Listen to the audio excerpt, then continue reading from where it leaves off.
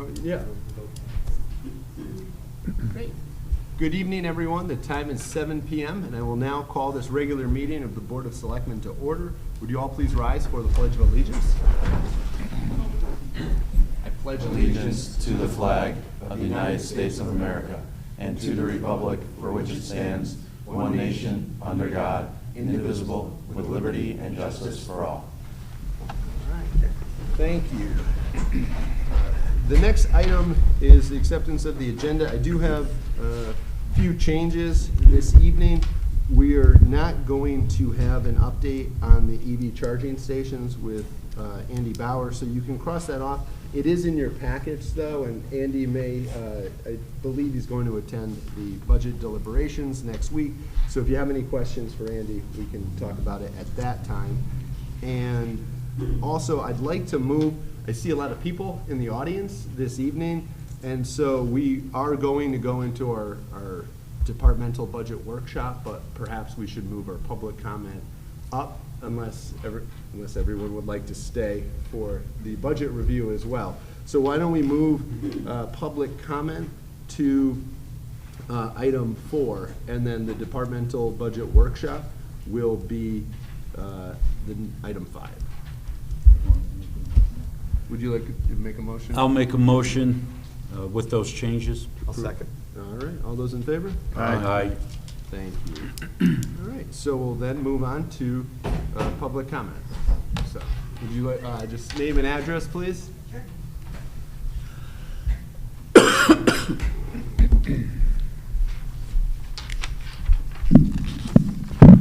Thank you, Ryan, for moving this up. Thank you. I'm speaking tonight as an individual. I'm not representing any group or anyone but myself. And my name is Susan Bransfield. I live at 16 Colville Hill Road in Portland. I'm commenting tonight only on the 2024 execution copy of the agreement to fix assessment on real property between the town and BRT DeMarco. This is a fixed agreement, and it's agreement number 4 with BRT.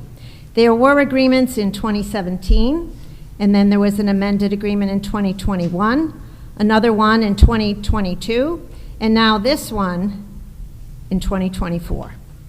It should be noted that the developer was found in default in 2022. Ryan Curley, first selectman, followed the correct procedure. The matter was resolved and the notice of default was withdrawn. Thank you, Ryan. Thank you for following correct procedure and protecting our town.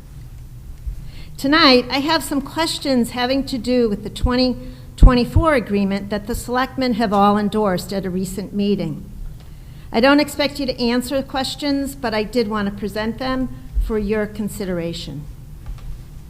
Number 1, what is the benefit to the town of Portland to amend this agreement? What does the municipality of Portland get out of this? Number 2, there's no mention that I could find of affordable housing units. How might this, if it were in the agreement, affect the town's obligations under state and federal fair housing laws? Number 3, who wrote this amended agreement? Was it BRT, the developer? Whose interests are best being represented here in this agreement?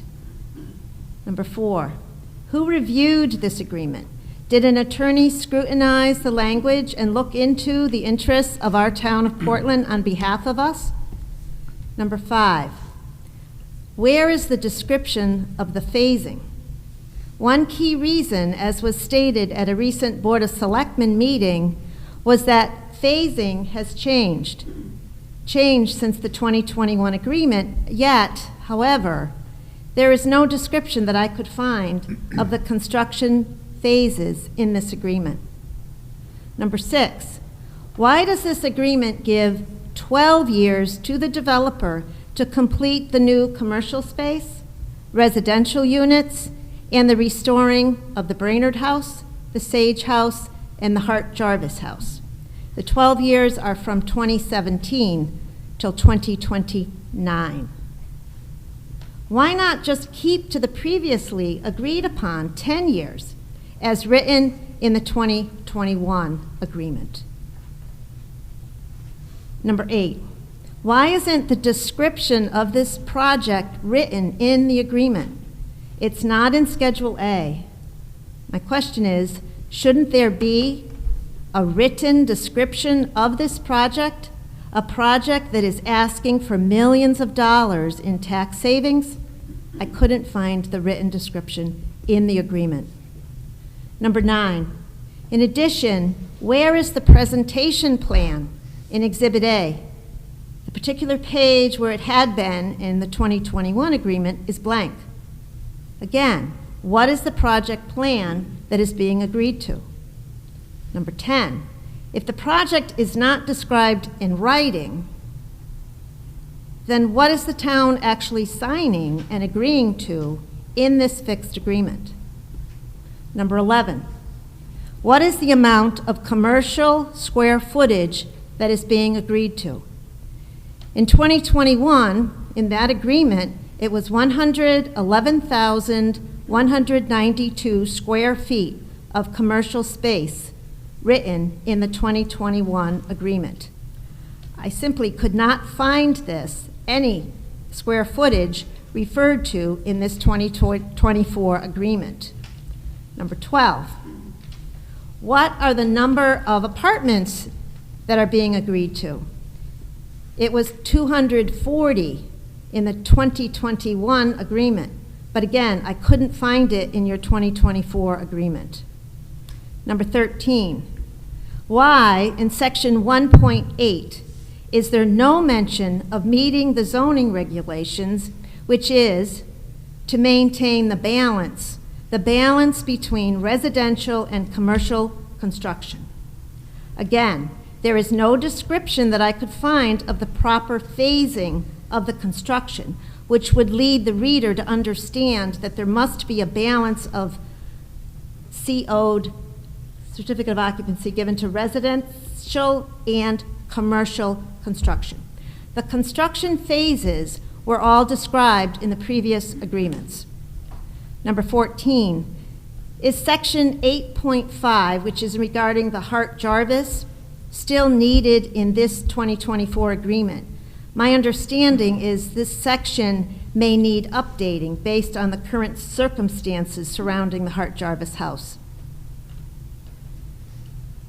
Number 15, in the agreement, section 8.7, it stated, and I quote, complete the exterior construction to buildings C, which is the Sage House, G, which is the Brainerd House, and H, which is the Hart-Jarvis House, prior to the issuance of a certificate of occupancy for apartment building letter F, as in Frank.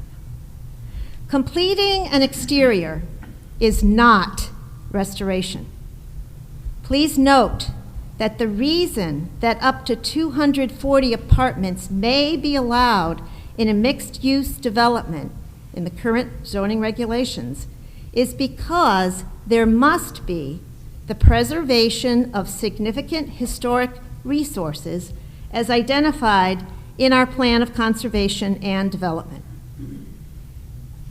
Now, if there's only exterior construction, then there is no restoration.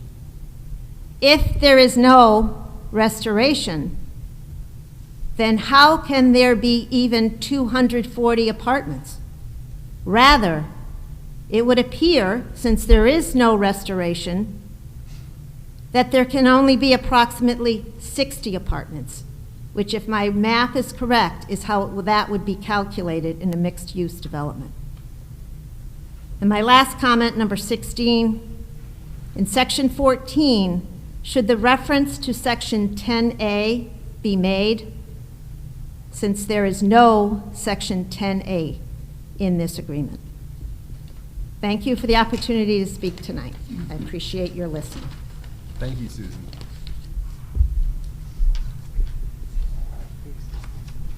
Yep, come on up then. And if we could, I think we can try to keep comments to 5 minutes, just. I like how he says that when I come up. Smart man. Wow. We got a long night. I told you we were timing you. Don't start the timer yet. First, my name's Ben Serb. I live at 139 West Cotton Hill Road. I'm speaking for myself and my family. Number one, Susan's a much better speaker than me. I should have come up first. I do not have a prepared speech. I have a few notes that I just want to go over. So the first, I'm going to talk about two things. One is going to be the fixed tax assessment. And the first thing is going to be this board. In the last meeting, you came very close, and the reason I'm bringing this up is I don't want you to go over this line. So this board, or this body, at one point or another, appointed everybody on the Planning and Zoning Commission. So at no point is this board allowed to influence their vote in any way. I'm saying this as a friend. I'm saying this moving forward. We were very close to breaking that line, and I just want to bring it up, and we're going to leave it alone at that. But this board in the future, in no way, can be influencing planning and zoning. It was mentioned many times, and a lot of you did a great job. Separate bodies, they have separate agendas, separate actions. Leave them alone. They're going to come to their own conclusion in time. Back to you guys. So, and thank you all for serving, because you don't hear that every day from everybody up here. You'll see in the crowd there is probably the most former selectmen ever in this room at once. We're here to probably send a similar message about the moving forward on the fixed. Let me read it correctly. The agreement to fixed assessment on real property tax. So Susan did a great job picking apart the new one compared to the old. The old one, we deliberately put a lot of time into it and a lot of language in it, and we can all agree at this point, and a lot of you have already said it on the record, this developer has not lived up to his obligations in that, period. It doesn't exist. I would argue he didn't void it, he completely voided it when he switched it from the phasing. It was originally written as a two-phase on purpose. He then went to zoning and switched it to a three-phase. Good for him, he can do whatever he wants. That doesn't mean you still get the tax payment. We're obviously past the date he had to have phase one done, regardless if there's 3 phases or 2. We're well past the date that he had to have phase one completed. And one of the things, and Susan was right on this, the language is, I'm going to say it's atrocious. This thing needs to be thrown out and rewritten. Ours, we put a lot of thought into, and I'm going to give you an example. Moving forward, I do think this body's going to probably want to do something, maybe on the commercial end, not on the residential. Maybe if this developer comes back in with a hotel. That site is, there's a study, the Cecil study from 2015 shows that a hotel would do well in Portland, 80 room. Having said all that, you guys have a huge, huge job to do in the future, but I want to point out, you can put in things in a tax agreement that aren't in zoning. And one of the things zoning I still think has wrong to this day are language, not that board, to be clear. It says preservation, not restoration. And there's, Susan brought it up, there's a huge difference. But if you look in the old tax agreement, we deliberately, and I think it might have been me, that might be why I know this so well, I insisted, and I'm sure there were others, that the word restoration be put in. And if you read the original one, he was supposed to have 2 of the 3 historic homes restored as of a week ago. Look where we are. This is a big deal for Portland. We bent over backwards to get this project started. I think Susan did an excellent job as our leader. We all had an incredible amount of dialogue back and forth, and we ended up with a pretty good, nobody was completely happy, but we ended up with something that we thought would work for this community. Here's where we are today. This thing's changed 6 ways to Sunday. We are not getting what we were promised. This board needs to draw the line moving forward. And I'm going to be at every meeting you discuss it, and I'm sure there's going to be many others. I'm not saying rip the carpet completely out from under this guy. Maybe we can work if he does a hotel instead of that 108 more units. There is some give and take potentially on the table. But at the end of the day, this has to be what works for our community. This is a very small site, what's left. Pretend that third building, that third tower goes in for residential. Where does a potential hotel in the future go if we wanted one? It's gone. Start looking around. And I do agree with a lot of you that the new configuration looks nice out by the road. Fine. Get rid of Building A, the one in the back, the new one. Make it a hotel. We could all start to work together. The town is now in the driver's seat, and this board needs to fully understand this old document's gone. There's nothing in place. And I think you guys understand that as I stand here today. This thing is gone. Moving forward, you have to represent what the taxpayers want. What I'd like to see, and I'll finish up real quick, public hearing on this. You need input from the community. This shouldn't be all on you guys, and I'll tell you that'll protect you. It'll put you in a better spot when you don't have to sit here and try to make this big of a Then decision. you're at 5, so you know. They're at-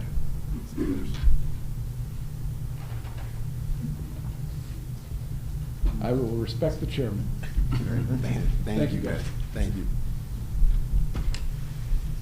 He sticks around as well at the end. There is a second public comment too, by the way, so. You can continue. Yeah. Brian? Remember, it's not court. There's no jury. Good evening. I know this looks like a coup. It's not. By all means. I have no interest in coming back and sitting in your shoes. You're welcome. Name, Brian, address, sorry. Sure. Brian Flood, 41 Ridgeview Road, here in Portland. I remember sitting in your shoes, I think it's been about 8 years ago or so. We were in the other room, and I remember Mr. Bertram coming to his first meeting, sitting somewhere over in that vicinity. And I remember a sentiment being expressed during that first meeting before he really said anything. And the sentiment was, thank God you're here. We will give you anything and everything you want. And it seems to me that that sentiment is carried through over the years. And I, for one, I didn't understand it then, and I don't understand it now. You know, I always looked at my position being on the Board of Selectmen. I was there to represent the taxpayers of the town of Portland, and that was my function, 100%. And I don't think supporting this project is in the benefit of the town of Portland or the taxpayers of the town of Portland in any way whatsoever. I remember after that sentiment was expressed, talking to Mr. Bertram and asking him questions. He was non-responsive, he was evasive, he was non-cooperative. I think that's exactly what's happened over the last 8 years or so. I predicted, not to pat myself on the back, but it was obvious to me that that's what was going to happen over the next 8 years. That's exactly what's happened over the last 8 years. The guy he's an apartment builder, and let me be clear, and I was clear back then.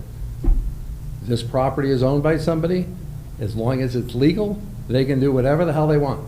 They can put whatever business they want there. It's their right, okay? As long as it's legal, it passes planning and zoning, they can do whatever they want. They want to put in coke houses. They can put in coke houses as long as it's legal. Like, they can do whatever they want, okay? But if that were the case, this board, I don't even think this board would give them an abatement to do such a thing.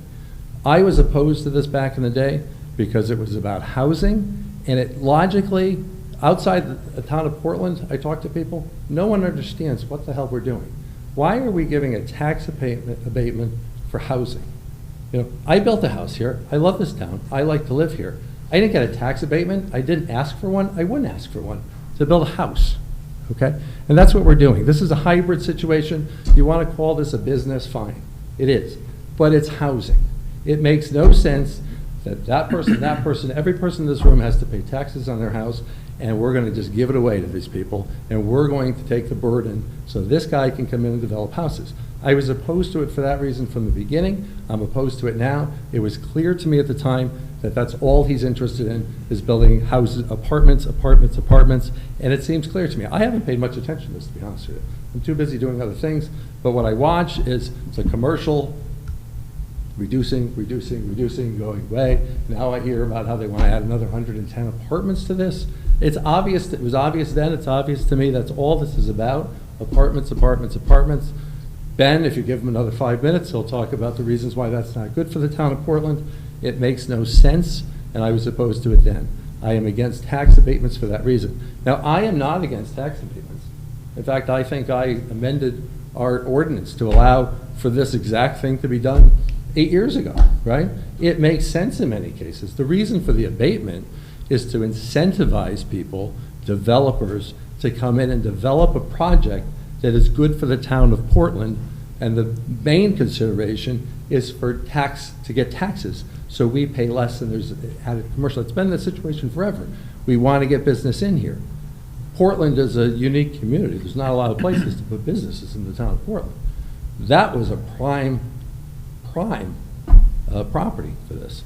And, you know, going back in the day, again, it made no sense. There was one person after the other that was interested in that property. They wanted to put up hotels, they wanted to put up other businesses, things that would have benefited the town of Portland. And what happened is this tax abatement took over, and government puts their thumb on it, and of course, this guy just wants apartments, and here we go. Why would they want to put something else in there? He builds apartments, let's put in apartments. I get a tax abatement. The government's helping him do that. It made no sense to me then, it makes no sense to me now. I have no idea what we're doing, why we're even talking about this thing. It's been 8 years, 7 years, I don't know when this thing was assigned. I know that it first started about 8 years ago. And here we are, and what we're doing if this goes through, is we are rewarding failure with taxpayer dollars. That's what you're doing.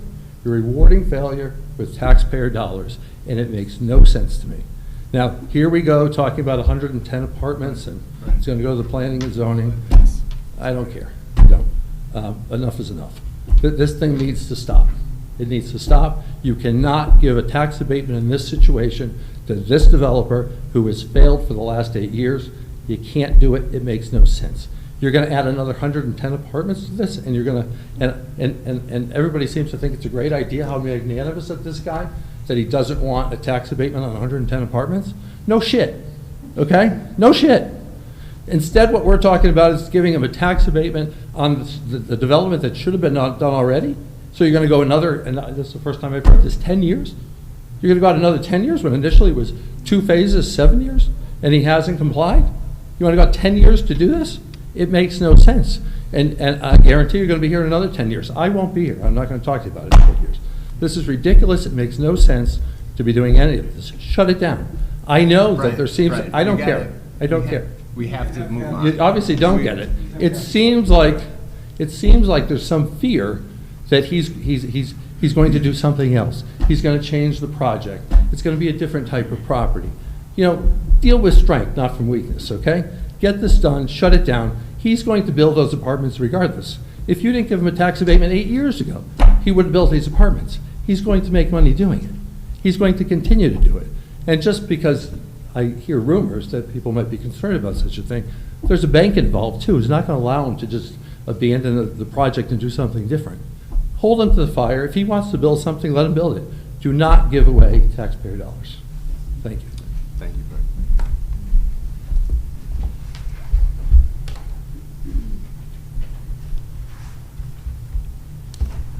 Next.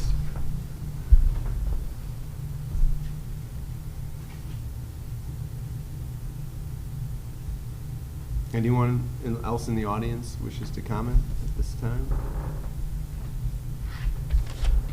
Let's see. Is there anyone online that wishes to comment?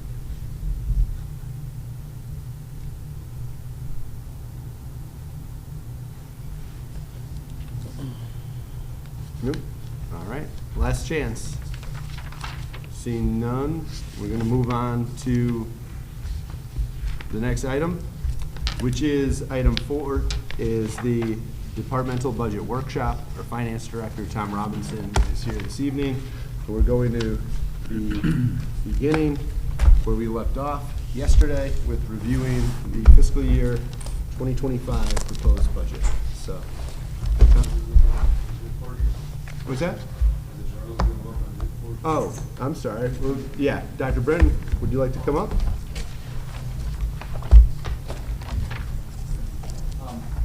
Is John Davis online, just in case there are questions? Be prepared to unmute her as we get to that point. She might not be, there may not be questions for her.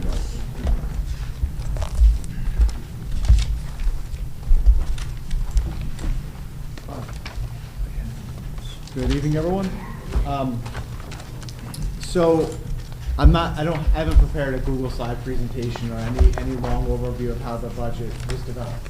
If you're so curious, there are the videos from the 4 Board of Education meetings that happened over the month of January that, you know, in great detail go over how we got to the point where the budget that's in front of you was developed, and also the meeting that I presented last week, Tuesday, the budget hearing. So what I want to do is I want to just, with Stefan here, kind of jump right into the numbers, which is, starts on page 11 in your budget handbook. Before I do that, I just want to give a little bit of context to where you see particularly some of those larger percent increases, give you a sense of where those are coming from. So this year, we had several drivers of the budget. I'll just quickly remind you what those are. 2, sunsetting of grant funding, certainly the COVID relief funding that we've used for the past 3 years to help support the budget is expiring at the end of this year. By September 1, we won't have access to that funding any longer, as well as the school improvement grant funding. Those two, the school improvement grant was an unpleasant surprise that we learned that that was being reduced by $200,000. We of course knew that the COVID relief funding was expiring. In addition, you'll notice in there, the other drivers are the general wage and salary increases, which again, we can anticipate. We know that we're heading into the 3rd year of the contract with all of our bargaining units. But the 2 unpleasant surprises in there were the pretty significant increase in health insurance. That was up 9.9% overall. We'll show you where that shows up in the budget number. And then we've had a jump of a net gain of about 7 students who are currently in outplacements. That is also another significant increase. So, you know, while any one of those would have made the budget complex, all of them together have made for a very challenging budget year. So to offset some of those costs, I just want to remind everybody that the Board of Education, we wrestled with this significantly, knowing that, you know, we couldn't bring forward a budget that as is. You know, if we had just, you know, kept everything the same and incorporated those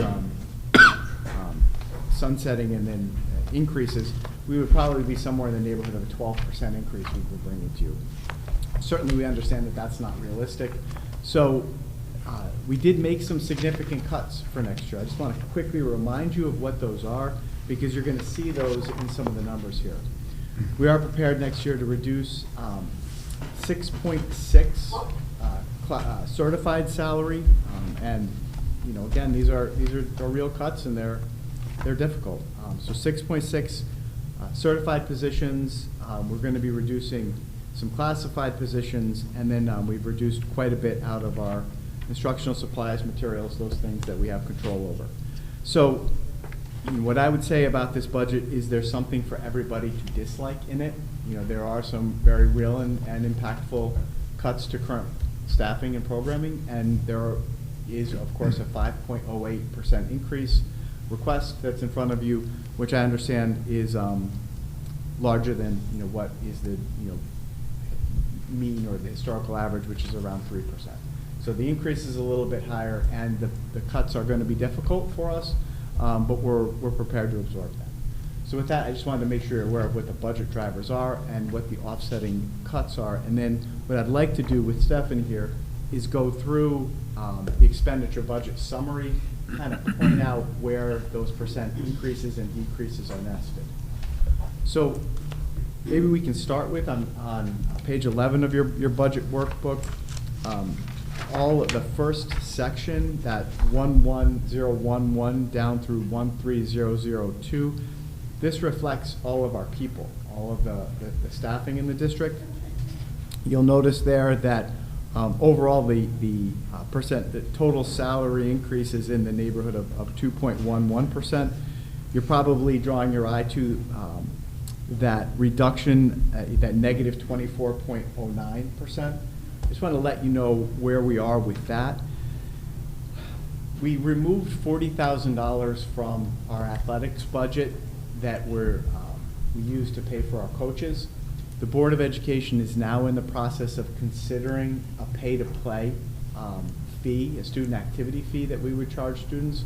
The board hasn't made any firm decisions on that. That's going through policy. We're going to have some difficult conversations about that. We haven't asked students in the past to put forward any funds for a student activity fee, and I'm not entirely sure how strong the support on the board for that is moving forward. If we don't put in place a pay-to-play student activity fee, then we'd have to either cut coaching positions or find the $40,000 and reallocate it within the budget. But that's where you see that negative 24%. That's the $40,000 reduction from coaching stipends that we're going to potentially supplement with a pay-to-play. But that's, you know, one of the difficult things that policy and the full board has to wrestle with this spring.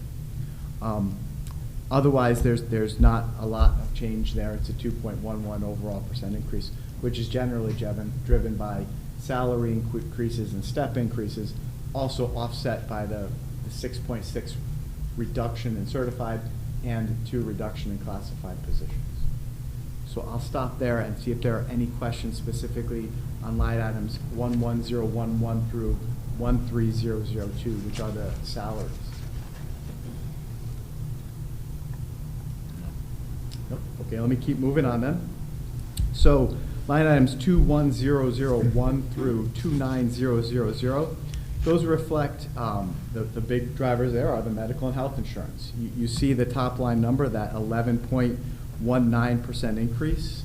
That's the health insurance, right? This is something Ryan and I are aware of. We're working very closely with our insurance consultant on. It's a difficult year. Often these increases are driven by usage, and we do have some large cap claims in the district that have put us in a tough spot. Something that Tom, Stephanie, Ryan, and I, we meet with our insurance consultant. We have some big decisions in town that we have to consider as hopefully things level out. But we absorbed this increase this year, and that's reflected in that top line 11.19% increase with the total proposed budget there to pay for the health insurance of our employees. Overall, the increase in that section is at 8.43%, which is significant. Can you explain, Charles, the significant reduction in life insurance and disability, how you got those? The town renegotiated it with another company, and we got a better discount, better rate. I think it started this year, so I was able to reduce this budget from this year. Thank you. Good question. Okay, should I move us forward? Okay, next section, 30010 through 33030. These are a lot of our purchased services.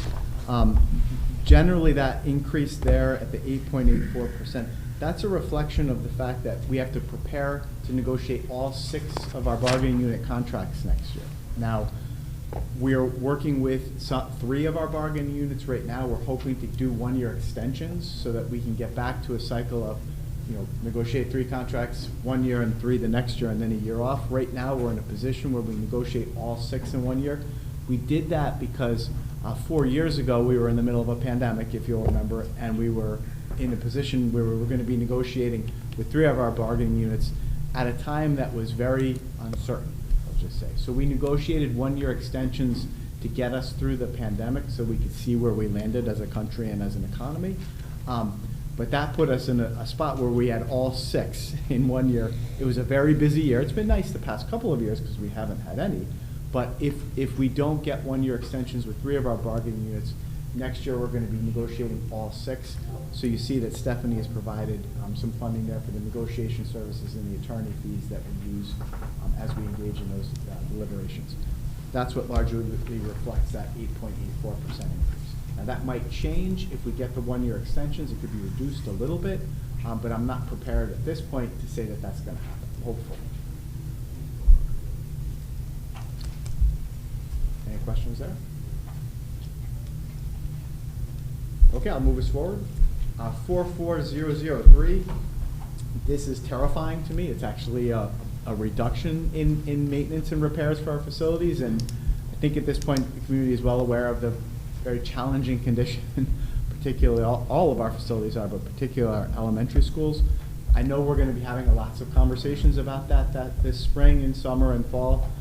So there is some reduction there. Came out of Bob's budget. Certainly, that 285,000. That is like the duct tape and paint that we're using to keep these buildings together. So, yeah, unfortunately, facilities and maintenance, that's one area where we have some control over the budget, and we tried to come in at a reasonable place. So you see that overall there's a reduction of about 0.5% there.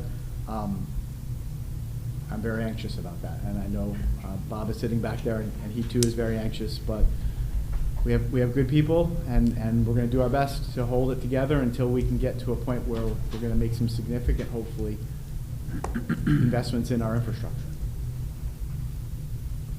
Any questions about repairs and maintenance? Okay, 51010 through 58580. This is where you see the significant increase specifically related to our outplacement expenses. You'll notice that large jump of 33.47% in the tuition to private sources. That is a reflection of these 7 new students who we are now outplacing. And now that number is subject to change. Dawn is on the line with us. She can explain to you if you have any questions about what outplacements are, what these students' services and those needs are, but they're not cheap. They're very expensive. Fortunately, we've done a really good job of building in-house programming to support the vast majority of our students, but in some cases, these are mandated services that we have to provide for outplaced students. That's one of the drivers that I've been talking about, and that's actually got us in a little bit of a pickle this year with respect to a deficit we're running, because when we have these students move in and they're in outplacements, we have to maintain them, and of course, we do have some students that we know about that have increased needs that can't be always provided for in-house. So overall, you see that 21.49% increase. That's specifically related to the outplacement costs.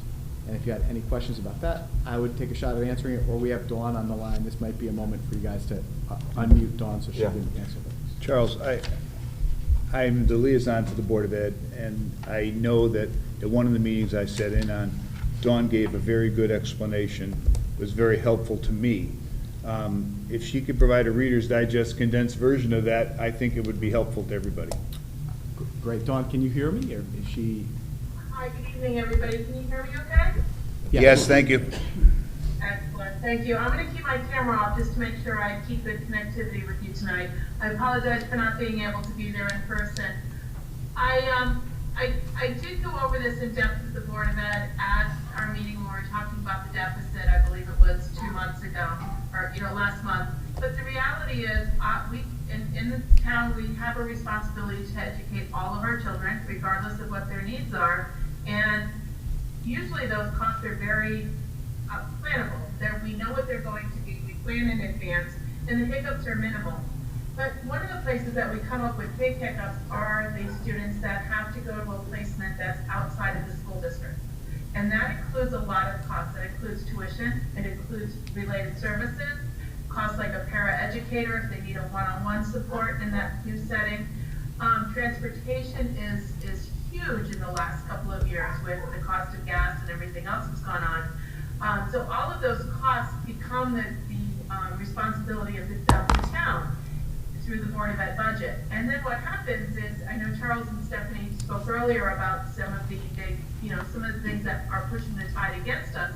And that includes our reimbursement from the state for our high-cost students. It comes under the, what's called the excess cost grant. And that gives us a reimbursement after we reach a threshold. It reimburses our high costs at a percentage of everything over a threshold. That threshold has gone up tremendously. It's up to over $90,000 right now. When I began in Portland, it was below 70. So it's been just in 7 short years, it's gone way up. And our reimbursement, the percentage of reimbursement is something that the state sets on an annual basis, and that reimbursement has gone down.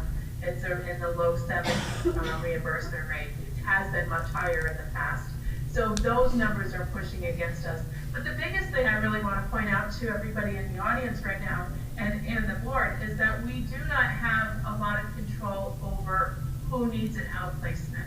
An outplacement means a student that we can no longer program for within the walls of Portland Public Schools.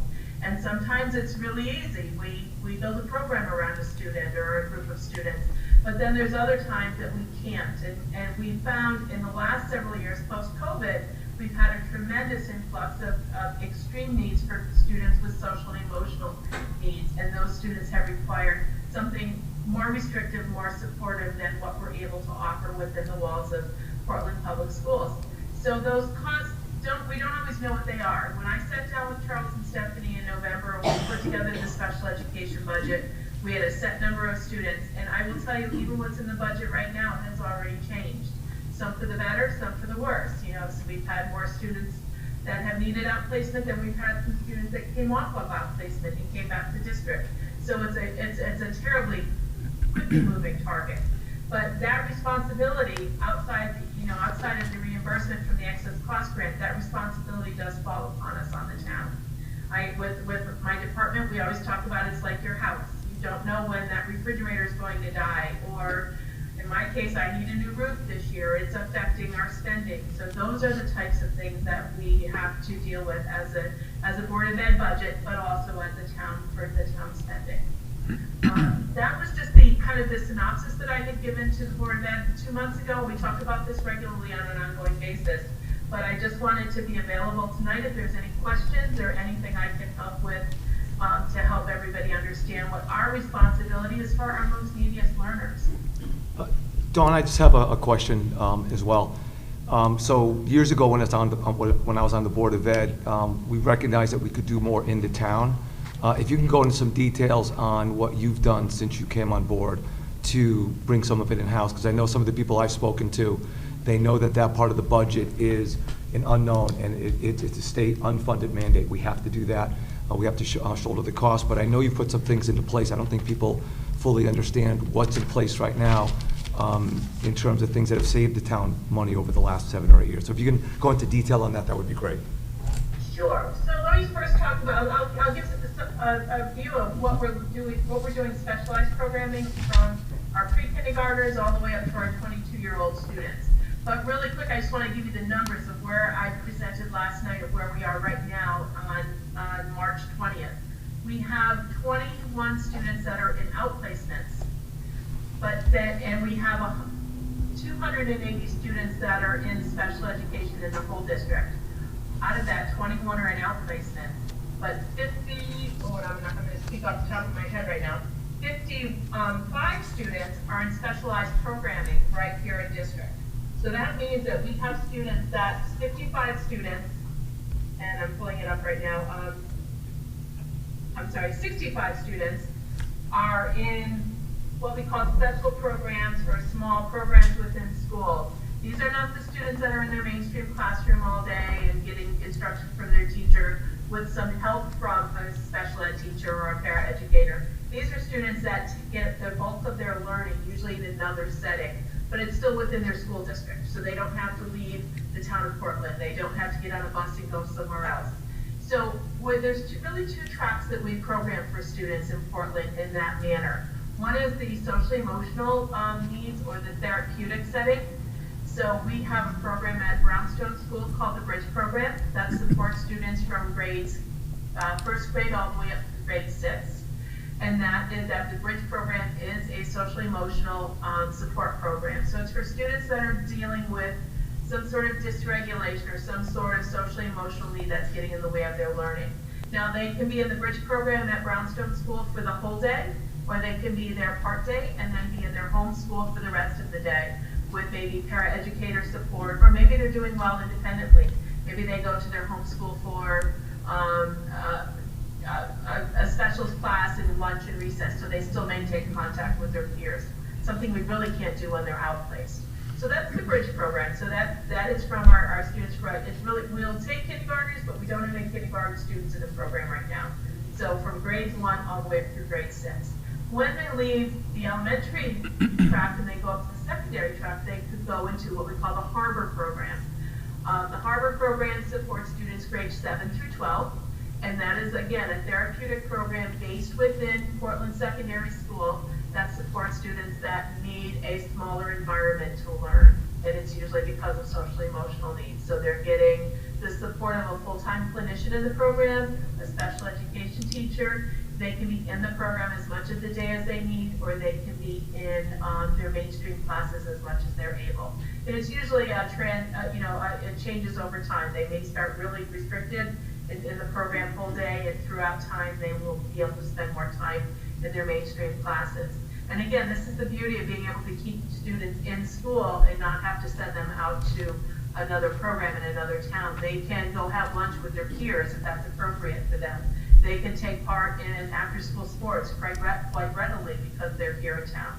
So that's one track. Again, the Bridge Program starts in grades 1, goes all the way through grade 6. Harbor goes at grades 7 through 12. And both those programs, if I didn't say it earlier, both have embedded clinician that supports the program. So instead of having to bring in outside sources, we have an in-house social worker or a school psychologist in those programs. So that's our social emotional track. The other track is what we call life skills or functional curriculum students. So we have in our own town, and you probably may know some of these children and their families, students that have some sort of a cognitive or developmental concern that's making that they're not able to stay in the main track of curriculum.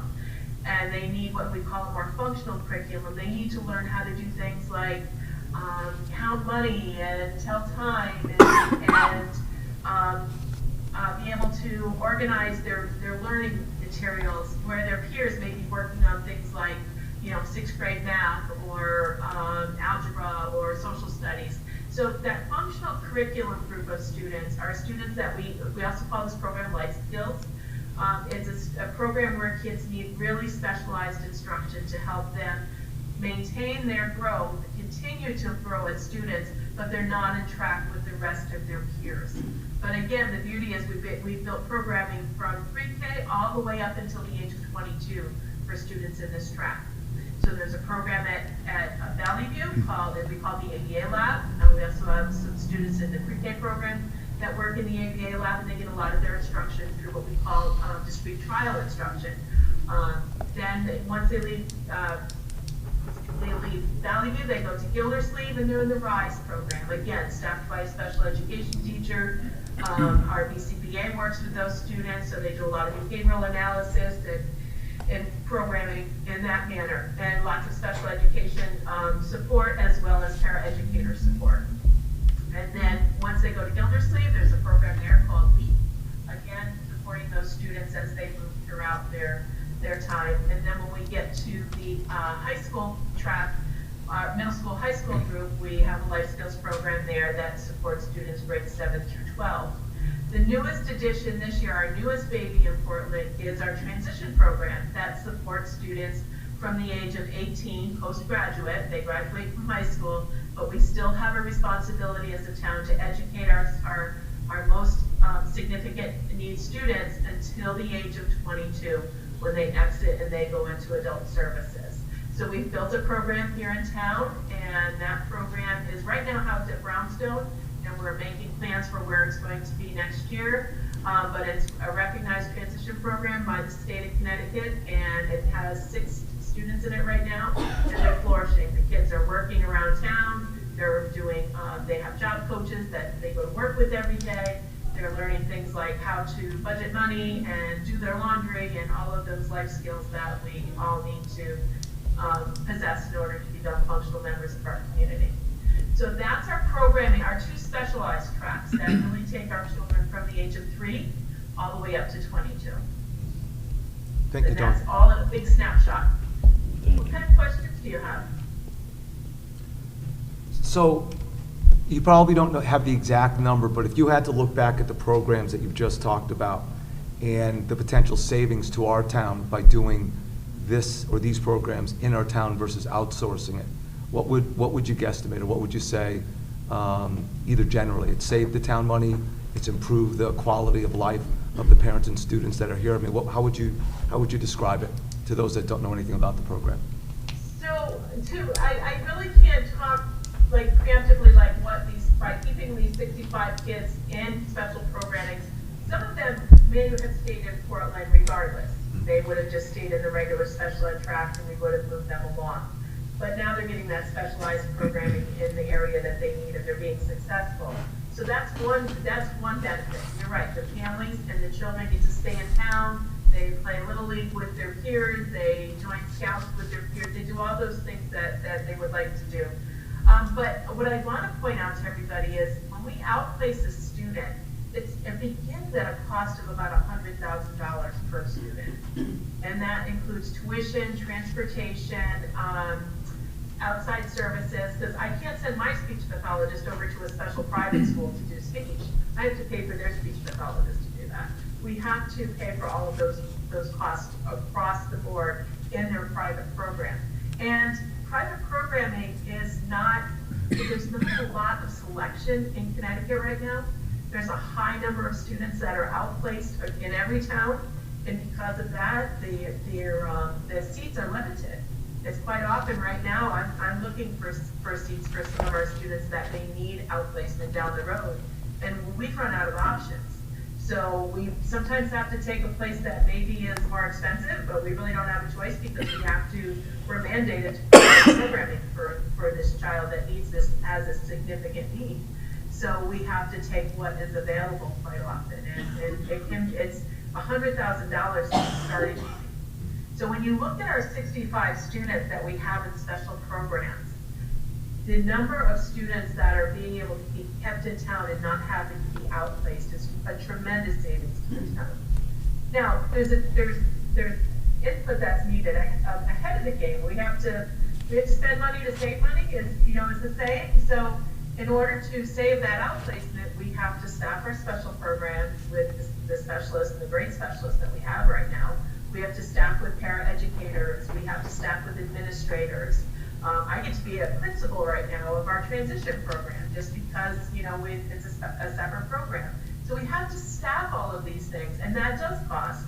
But the reality is we're doing this at a tremendous savings. If you could think of the students that we're servicing and keeping in our district and not sending out, the savings that we're doing in transportation, outside tuition, outside services is tremendous. Thank you, Dawn. You're welcome. Any other questions? Dawn, yeah, I got a question. In the 23-24 budget, do you recall how many students you anticipated outplacing to come up with that number? It was 16 or 17. And then and then in this budget this year, you budgeted for 24 outplaced, Yes, and you're currently sitting at 21. we're currently sitting at 21, yeah. Thank you very much. You're welcome.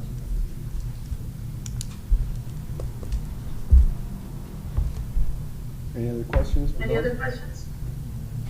I'm good. I think we're good, Dawn. Thank you. Thank you, You're Dawn. welcome. I'm here, so I'll just unmute me if you need me. So I'll move us forward then.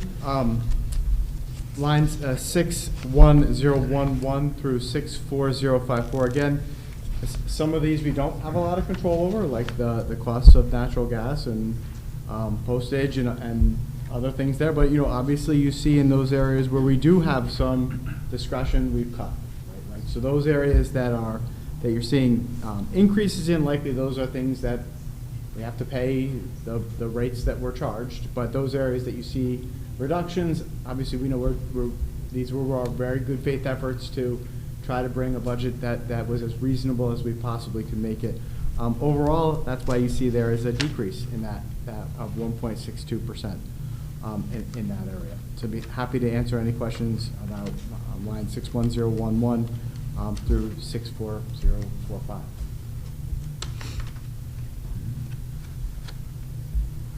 Okay, and then of course, the next area, same thing, 73011 through 63015. Again, this is where you start to see these areas that we do have some discretion over. We're cutting back. We have made tremendous reductions in curriculum, instruction, and resources and supplies to help offset some of the costs that Dawn has talked about. These do have an impact. We're going to be okay. We have very talented people, and we're using as much open source materials as we can. But overall, you do see there's a reduction in that area of 10.89%, again, because these are areas that we have some discretion over. And that also goes for our dues and fees. Again, there are some organizations like CAPS and CABE that we really need to be a part of. These are our professional organizations. They make sure our policies are up to date and our students are competing in sporting events and things that we're otherwise required to be a part of. But we were able to make a slight reduction of 0.7% there. And overall, if you add it up, that's the 5.08% increase that is in front of you tonight.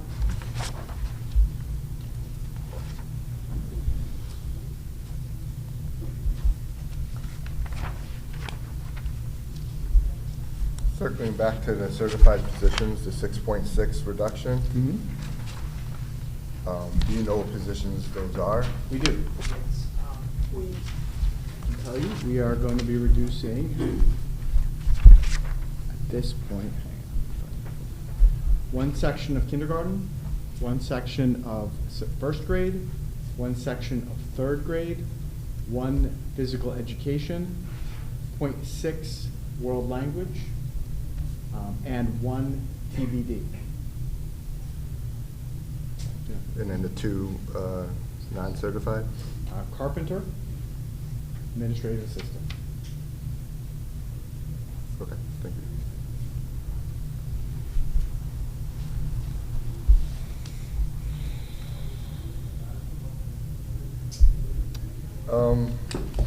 Last question I was having, this doesn't, you can just email the board if you don't mind. Do you have an audit of the COVID relief funding, of what all the monies were spent on? Sure, we can provide that to you. So if you could send us the audit of that, that'd Yeah, be great, thank you. we've used it for a wide variety of things. Yep. Including, so let me get you that, I'll break that down for you, we'll provide it to you tomorrow, it's easy. Thank you. Any other questions for Dr. Britton? I'm good now. I'm good. Yeah, thank you for the information. Thank My you. pleasure. Thank you, Stephanie. Thank you, Dawn. Thank you, Don. Thank you to the Board of Ed members as well, in person and online. You're welcome. All right. Seeing we have some department heads here, so why don't we run through the budget? Tom Robinson will come up to circle back to our general government budget.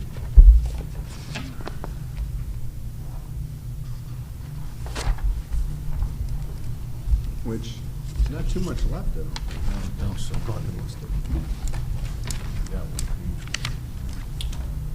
Good evening. I believe we were on. So we left off on page 93. Page 93 is the social service budget. In an account 86013 and 86014, you'll see some changes in the global amount there, and that's really based on what the estuary transit district it tells us what we need to pay for the Red Cross Dial-A-Ride program in the rural transit program. Otherwise, there's no other changes in that budget. Page 95 is the Waverly Center. The Waverly Center has a full-time director and an administrative assistant, and then there is a part-time employee who works about 8 hours. So that's what you'll see in 11003. The increase there is for that individual. Service contracts with some increase due to the HVAC and the generators services. That's 31,000. There's when we did some of those CDBG grant projects, there was new equipment that was put in place. So therefore, there were service contracts that are also required. There's the generators and some of the HVAC equipment that was additional.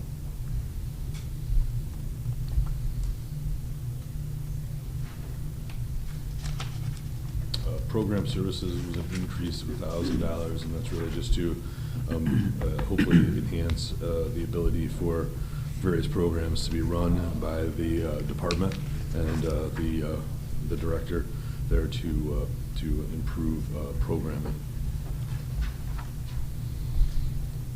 Municipal agent of the elderly on page 97.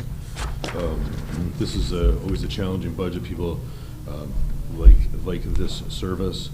This is where van drivers assist various individuals that are part of the senior center or take part in this program. We did increase the van driver stipends by about a $2,000 amount, hoping that the gas and diesel will be able to stay strong within that amount. And where there is some funding that we do receive from a grant.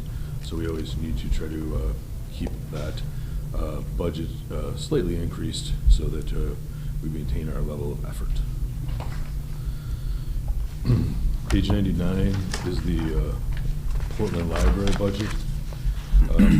More or less the global change in between 1101 and 1103 was related to just change in personnel. There were some people that left the library and some people that have come into the new library. But more or less the global change there is just that, a realignment of personnel. Service contracts did go up by 2,000. Some of that is for estimate use of hotspots to support outreach, and then also HVAC and the electrical door service contractors cause some increases in that area. Conference meetings and dues was up by about 1,000. They do have an ability in their contract to take classes. We did not put a full amount in for reimbursement for that, but we did estimate a slight increase needed. And if employees do wind up taking courses, then that might be the area where you would see that reimbursement. Contract databases and data processing, 36010 and 3611, just more or less standard increases in the amounts of those agreements and or the usage of those accounts, as we have increased database costs as well as increased data processing and consortium payments into that account.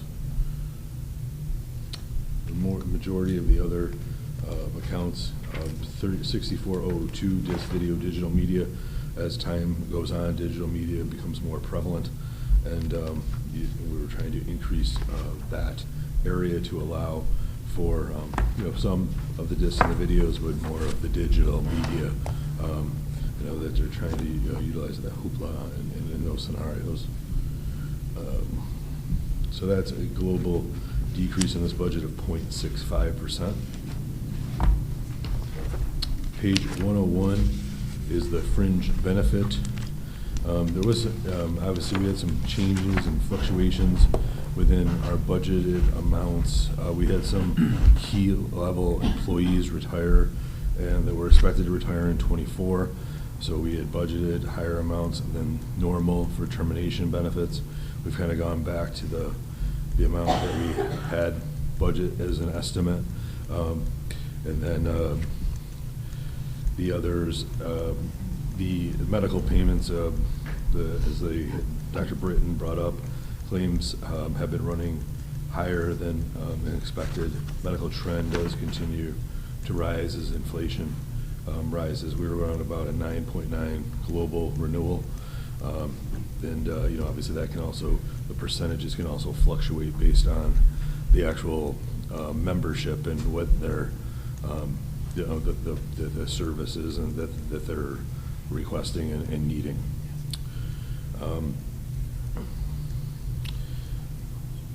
FICA and Medicare goes up and fluctuates based on the global payroll in the budgets. The town pension plan had gone up based on the valuation. There was a increase in the amount that was required. Some of on the DB side, generally there's an increase as the plan continues to kind of be closed, and for the town side, so the only real place to make up the contribution is either interest earnings, some contributions from the employees, but as there's less employees, the makeup becomes the employer contribution until those individuals that are part of that program continue through the process. The police and volunteer, those are all actuarially determined numbers and figures, and those will be are always monitored, and there's an evaluation done annually for those items. In 37029, collective bargaining, this is where we pay for our OPEB pension valuation. So in 2025, the valuation is, will be required. It's a biannual valuation. There's also other items that we utilize and pay out of the collective bargaining, but the majority of that is the OPEB. Page 103, the insurance is always a tricky one to estimate. We're kind of going based off of our initial discussions with KERMA and with, with the review as time goes on, they'll tighten up their number. But we're estimating around that 3 to 5% increase in the areas. Some of the higher value things like cybersecurity may or may not have a higher increase. Our excess may or may not come at a higher percentage. So we try to factor all those things in and coming up with our estimate there. And we have an estimate now of about 3.14% increase. Page 105, debt service. Some of the debt service payments continue to drop off, and the refunding will be hopefully coming off after next fiscal year, and this is we have the amounts in the bonding principal is $1 million of payments, and interest is about $258,000. The capital lease, we only have one current capital lease at this point. We have that blended agreement with the Chromebooks, and then it's the remainder of that items of a 7-year lease. Chromebooks were a shorter period of time, but we're making the payment for that. So those are the figures of our estimated for our long-term debt and our capital lease payment. So a reduction of 3.45% in that number. Interfund transfers. Interfund transfers is it's more or less the transfers between the various funds. We will go over animal control and youth. We went over building maintenance last night. County Road doesn't have a transfer. Resource recovery, we went over last night. The other is made up of $58,750 that goes to the water department for fire hydrant upkeep, and $50,000 was budgeted for a transfer to the airline trail, as well as $2,000 was budgeted to fund 84 for the Solidarity Committee. So that's what makes up 90,006, 90,006, $110,750. Park and Rec we went over last night. Based on the ordinance, we're required to contribute $50,000 to the open space fund, and then the 9,012 is the capital non-recurring for the town, and we went over that last night. Page 109 is the contingency. This is the $100,000. This is for items that we have in place if and when needed, and we act to transfer generally to a different area, or if we have to, we spend right out of the contingency line item. So that was the general fund on the expenditure side. On page 119 is the animal control. Again, animal control struggles slightly because of not having property rental. The first selectman and the animal control officers, and they continue to work to try to obtain property rental income, but that is a challenge. A lot of municipalities either have a partner already or they've built some type of state-of-art facility.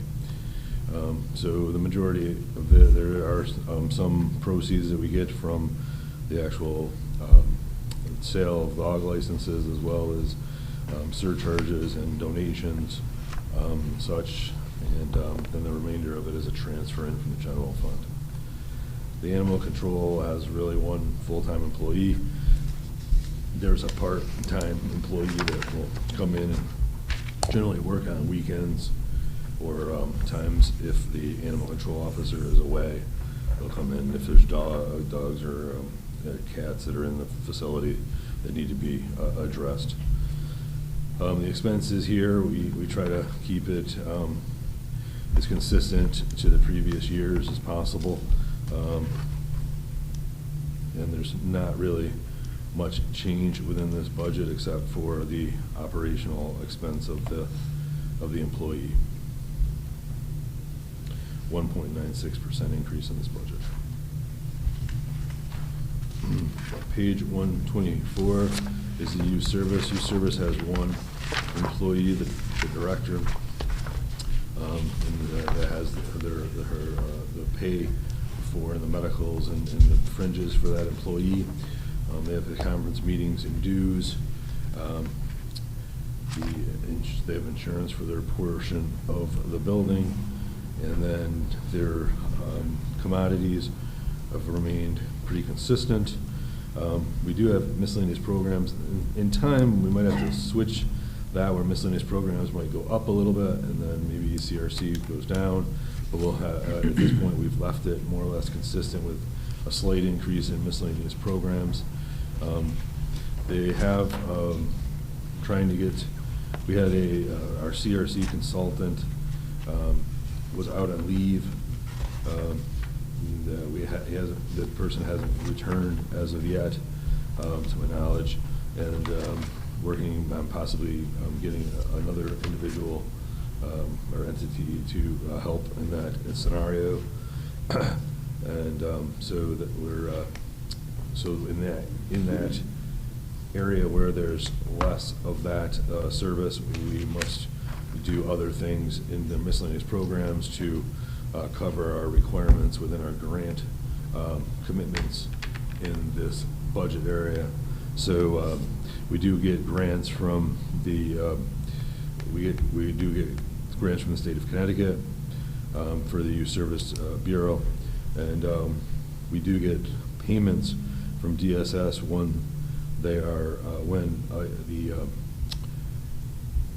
the therapists are working and they are able to submit the items to DSS. When we do not have those therapists working, then we do not really get additional funding from DSS. Resource center fees is that's like the private pay sometimes we get from these therapists, as well as some other types of fees that could possibly occur based on programmatic fee revenues.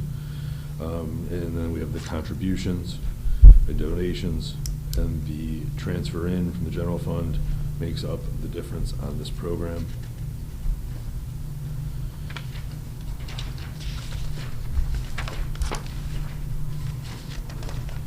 So that is the update. Did you either want me to run through revenues, or did you want to run through revenues, or We can talk about revenue. So on page 5, we have estimated the current tax based off of the mill rate calculation. Prior year, we went up slightly, as it seems like we were able to hit this 269 to 304 range, so we thought we could hit 270. We are expecting to have stronger collections in this year, actually, because of the tax sale is moving forward in the tax bill proceedings. So we should hopefully clean up some of that within this current cycle. If there is a lag, we'll see that. We have prior year collections. We've got estimating of interest and liens. We're leaving that at the 150, as we're not expecting to have as much outstanding, therefore not driving the interest and liens as high as it had been in the past. Still assuming the strong prior year supplemental motor vehicle, so we're hoping that that'll stay as it is. Educational cost sharing is the amount that the governor's budget put out. Same thing with the pilot tiered program. We're using the estimates from the governor's budget for that, as well as Pequot. Total disabled, that's an estimate based off of the past. Emergency management is our FEMA grants. That's an estimate based off of the 024 budget that Don Goodwin handles. Veteran exemption, that can fluctuate, and we're expecting that to be lower based on my discussions with the assessor. Municipal revenue sharing is one of those ones that they do not tell us what the number is, and you don't really know if it's coming or not coming. So we don't have a number budgeted for that. We were given an estimate of $97,957 for the municipal transition grant for taxes there. So we're putting that in and hoping that will come in. Other revenues, state of Connecticut. This is some of the monies. These are mostly the monies that come in from the dial-a-ride program that the senior center director coordinates and runs. And that's just kind of that offset on that municipal of the agent of the elderly that we talked about. Also, this is sometimes places where if the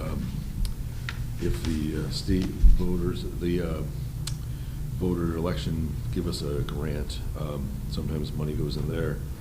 They gave the grant this year. We're hoping the interest rates stay strong, and we're estimating for a little bit better number than we had when we had done the budget in the last cycle. So we're hoping that those numbers will stay strong.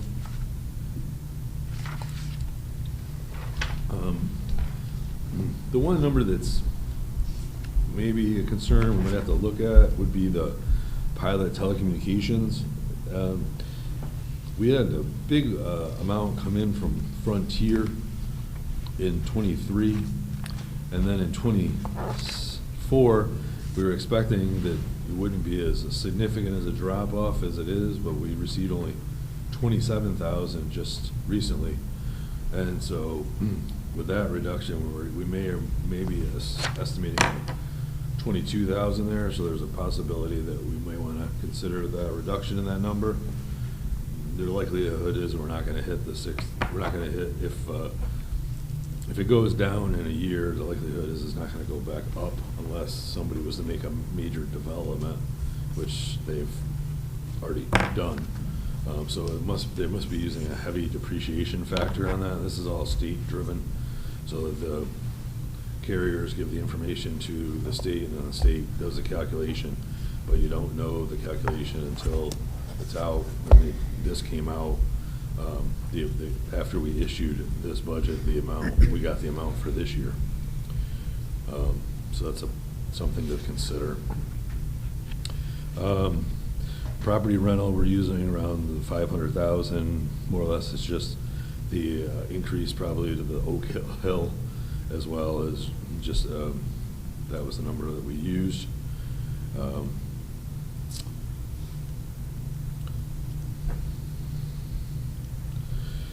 We kept many of the other areas similar, as you can see.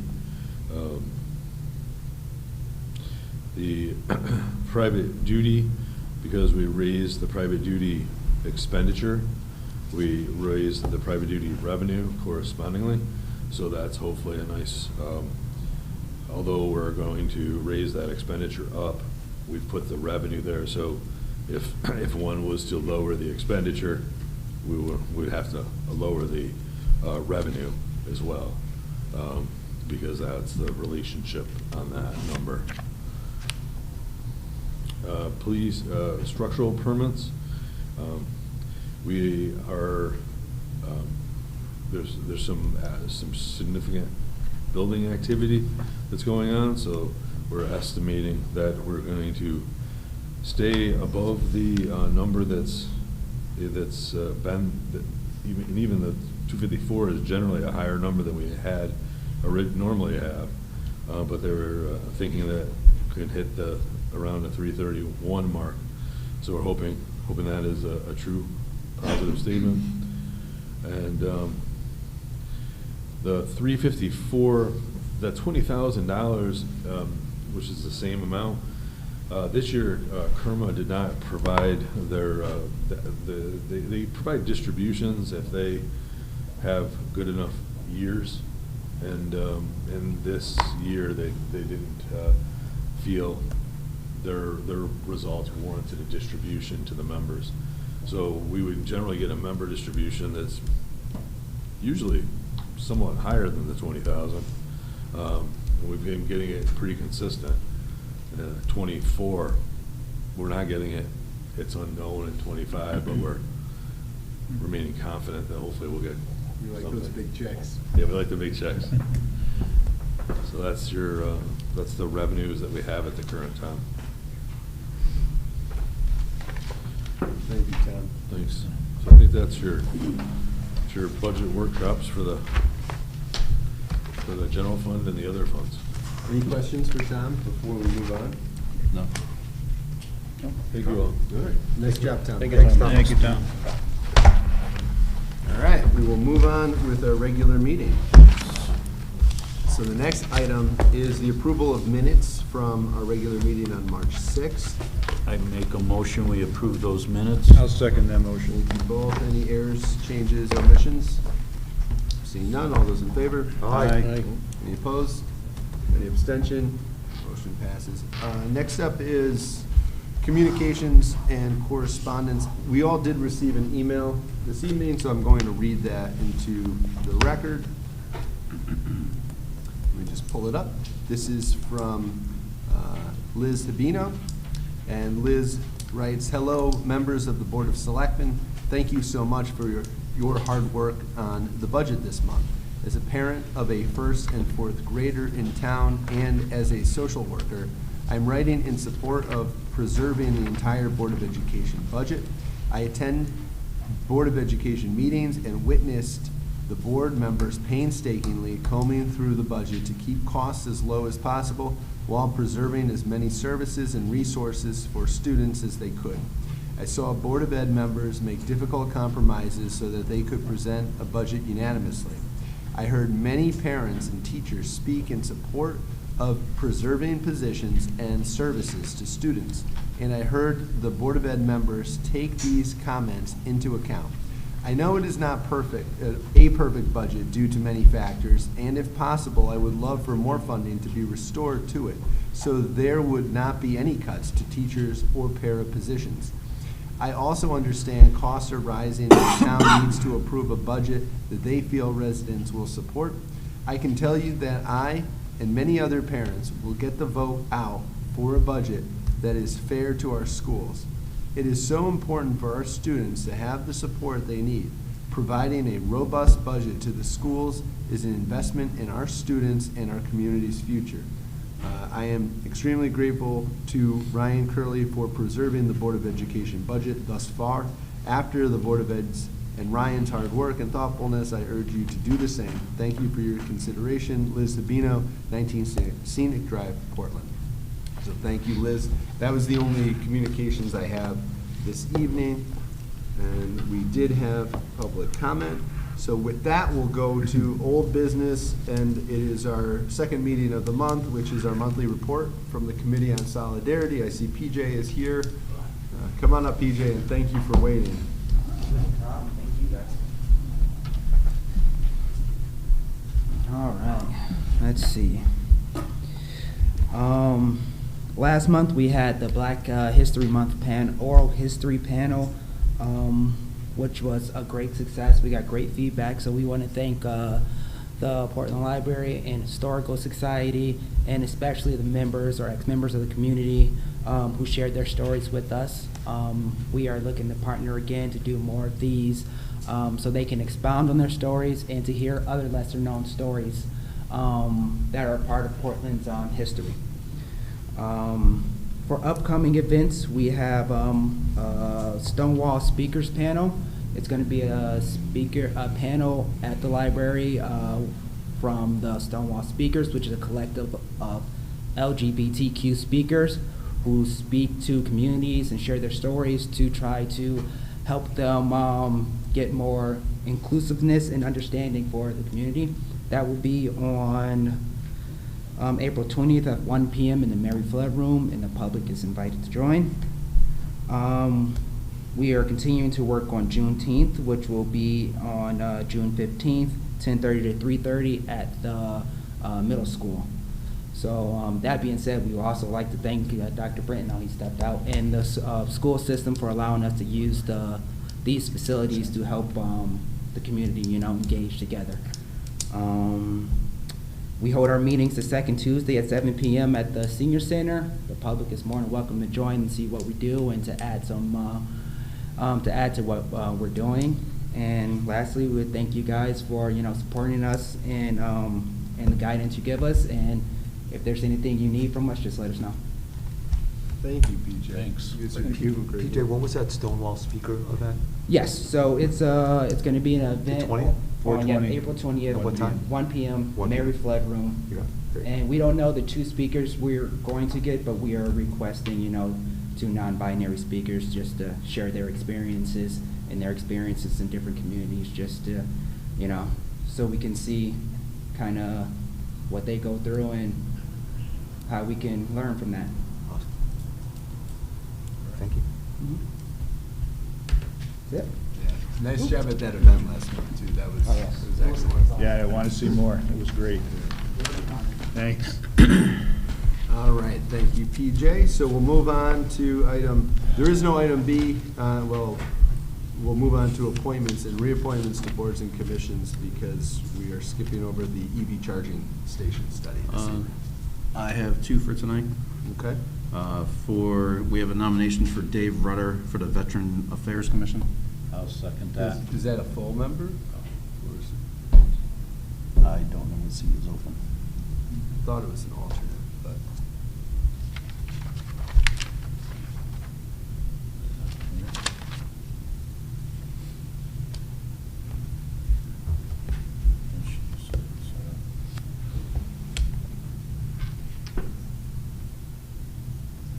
I think it's an alternate. Okay. It's an alternate. I'll second it. Thank you, Jim. Any discussion? All those in favor? Aye. Any opposed? Any abstention? Motion passes. And the other one we have is Barry Rogers for the Ethics Commission. I'll second that. Okay, any discussion? The board did all receive Barry's form, so all ethics commission members are required to fill out a questionnaire ahead of time, so that has been completed. So I just want to go on record and state that. So with that, I'll call for the question. All those in favor? Aye. Any opposed? Any abstention?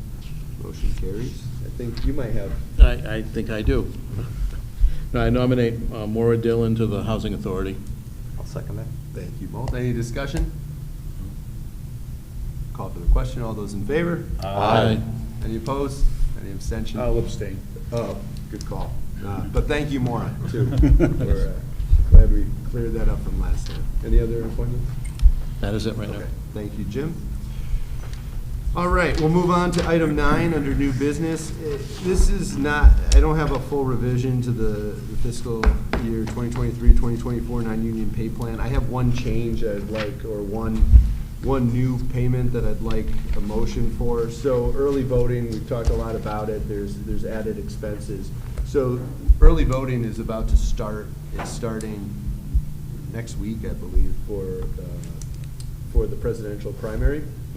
And our poll workers we're going to have 3 poll workers working early voting. We're going to have a moderator and then two poll workers. Now, typically with elections, we always pay our moderators a set amount, and then we pay our election workers a set amount. The election workers, the 2 election workers that we're going to have will be at the minimum wage category, but there is going to be one person in charge. And so I'd like that salary, or that payment to be $18 an hour as opposed to the minimum wage, just so that we can pay who's ever moderating and in charge a little bit more. So if I could get a motion so that we can pay the $18 an hour. I'll make that motion. I'll second that.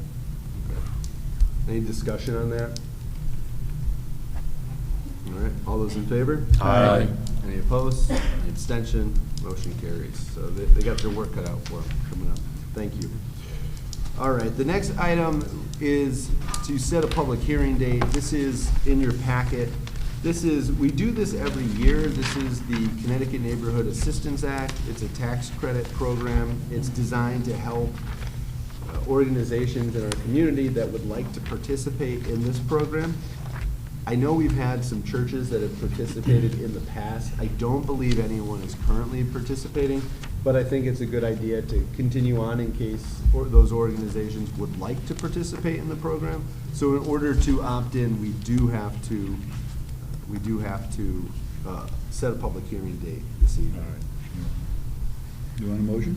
Yeah. What and are for we that- thinking? The time. April 3rd at 6:50 PM. April 3rd? So I'll make a motion that we set a public hearing for the 2024 Connecticut Neighborhood Assistance Act program on April 3rd at 6:50 PM. I'll second it.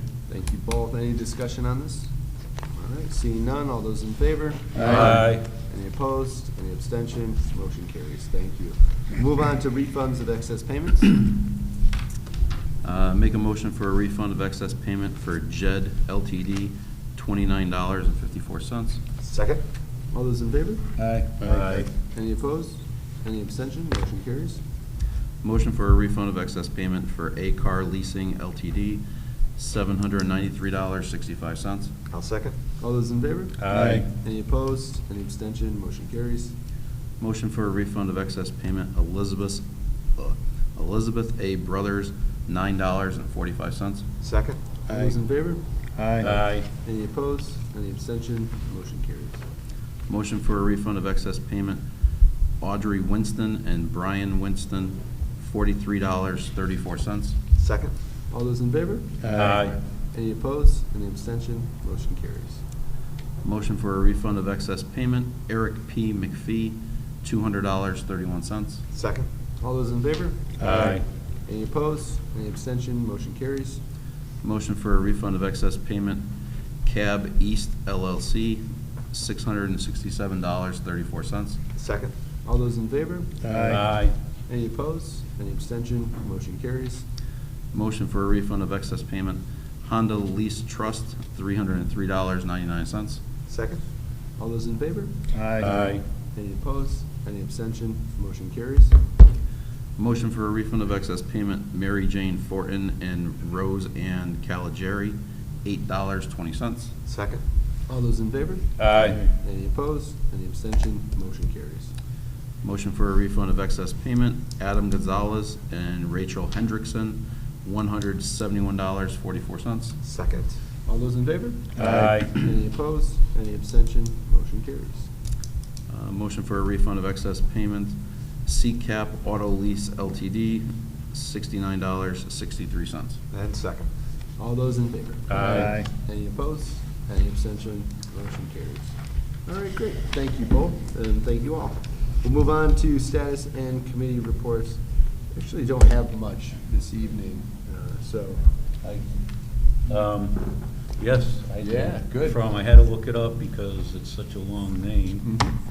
Land and Building Usage Assessment Committee. We had a meeting on Monday night. It was a follow-up discussion from our walkthroughs we did a couple weeks before of the Gildersleeve School and the biz. A lot of different ideas and opinions and questions came about, and we set up a few things. We're going to try to get a commercial realtor to come in and give his thoughts on some of the properties. We're going to look into one of the members found someone that had remodeled a school, so we're trying to get some information, maybe get somebody in that has done some work of that sort. And what we're trying to do now is get different people in to educate us on what we could possibly do with those buildings. And Bob Shea was here, and he offered to try to get us look into breaking up the sight lines and the Fryer reports and seeing what possibilities of the things that we might be able to take out if we're not using it as a school and some other type of organization or structure or town use or leasing it or whatever we come up with. It is probably one of the hardest committees to be on right now, other than P&Z, I would say. But we got our work cut out for us, but we have some really good members on that team, so.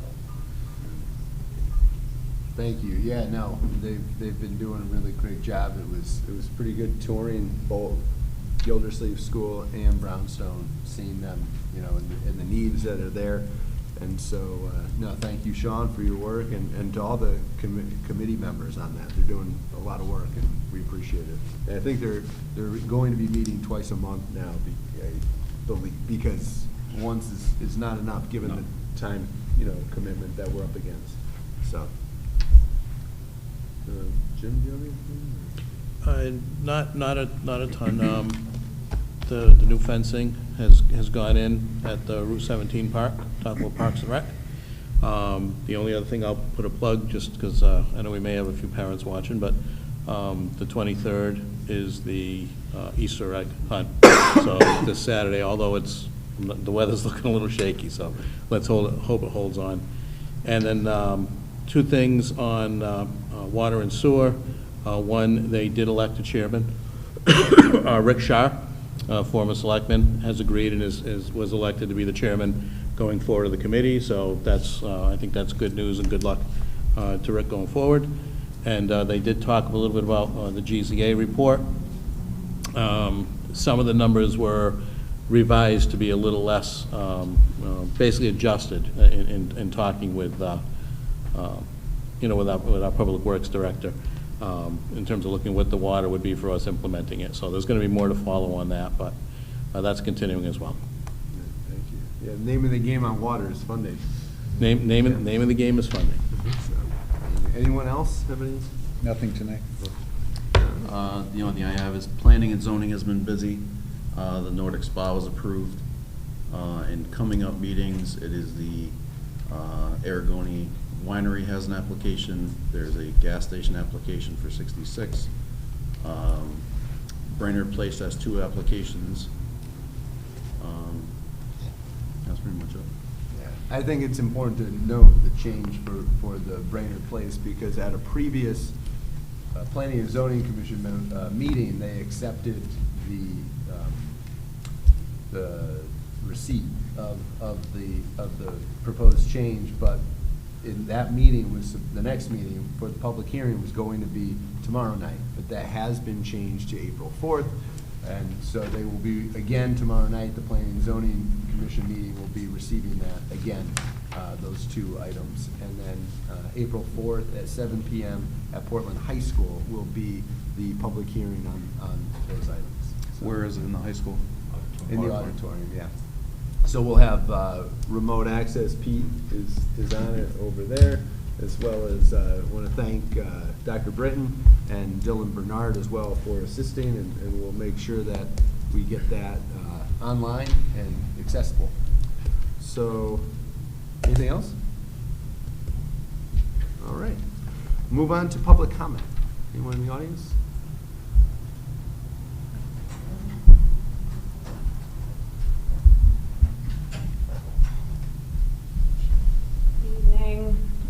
Laurel Steinhauser, 56 Prospect Street, and here with my Board of Ed hat on, just to clarify one point from the discussion earlier to your good question, Mike, about how many outplaced students were included in the budget that you're looking at, the budget request you're looking at. And so I just wanted to back up and say, I wanted to clarify our process at the Board of Education. When we budget for next year, we budget for only the students who we currently have who are outplaced. So when we passed a budget last year, it was for 17 outplaced students, because at that point in January of 2023, we had 17 outplaced students. When we passed our budget this year, at the end of January 2024, we had 20, I think we had 21 at that point. We anticipated 20 outplaced students for next year, so there are 20 outplaced students in the budget request that we passed on to you. From the time that we passed that budget at the end of January, our numbers went up to 24 outplaced students, and just in the last 2 weeks, we've had 3 of those students who were able to return to district who are no longer outplaced. So we're down to 21 outplacements currently.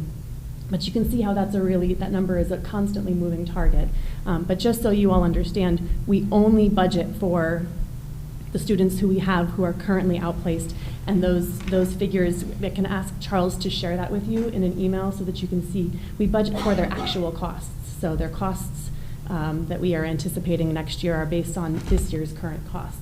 And I think that's important for you to all understand. We don't pad the budget. We're not adding additional potential outplacements. Every year, Dawn makes the case that we should, because every year we see those numbers climb, that we should add, and this year her request included an additional $100,000 with the expectation that there would be an additional outplaced student at some point next year. And that's always a casualty of the budget process on the Board of Ed side, that funding gets cut. So there are no, the estimate for outplacements for next year is already less than the number of outplacements we currently have. So I just think it's important for you all to hear that and wanted to share. And I will ask Charles to share those numbers with you so that you can see those. Thank you. Thank you, Laura. Any other public comment? Anyone online?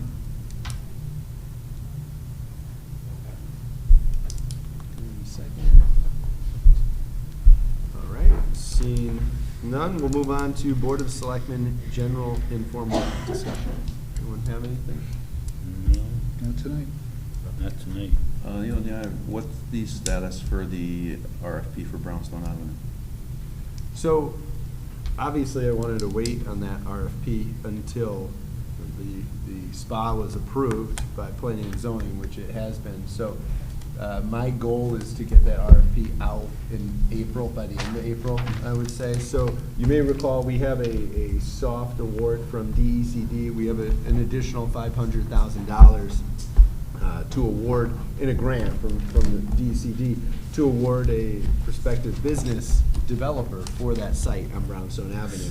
That it does expire at the end of June, so we might be able to get an extension on that, but I want to get the RFP out. Ideally, if we could have a developer lined up by the end of June, we'd be able to offer that $500,000 grant, and it's just a topper to get someone in, which is nice to have. So, yes, haven't forgotten about that. Yep. Anything else for general informal discussion? No. All right, I have nothing on the follow-up items this evening, so I'll entertain a motion. I'd make a motion we adjourn. Thank you, Sean. I'll second that. No one was jumping in on that. All right. All right, all those in favor? Aye. Have a good night, everyone. Thank you.